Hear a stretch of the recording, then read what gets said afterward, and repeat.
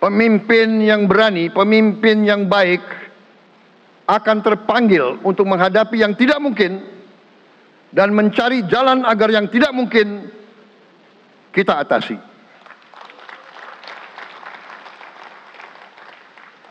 Bangsa yang berani adalah bangsa yang bisa bikin yang tidak mungkin menjadi mungkin.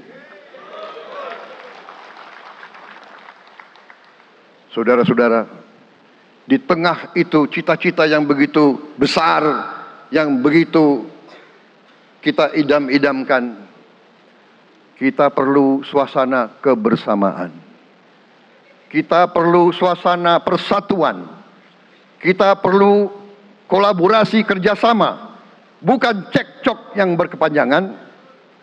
Kita perlu pemimpin-pemimpin yang tidak caci maki, pemimpin-pemimpin yang arif, yang bijaksana, yang mengerti dan cinta budaya dan sejarah bangsa sendiri, yang bangga dengan adab, tradisi, dan adat bangsa kita sendiri.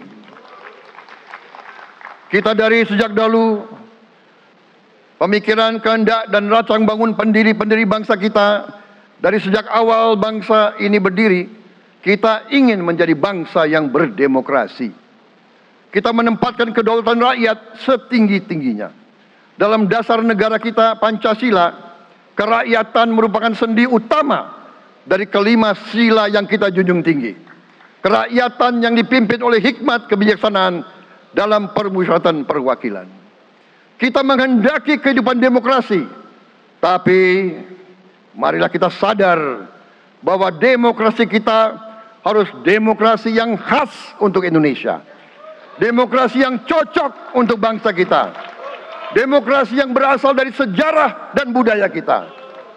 Demokrasi kita harus demokrasi yang santun.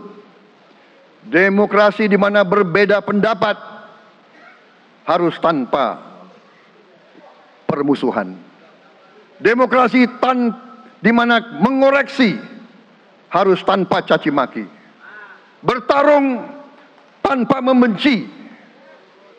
Bertanding tanpa berbuat curang. Demokrasi kita harus demokrasi yang menghindari kekerasan, yang menghindari adu domba, yang menghindari hasut menghasut.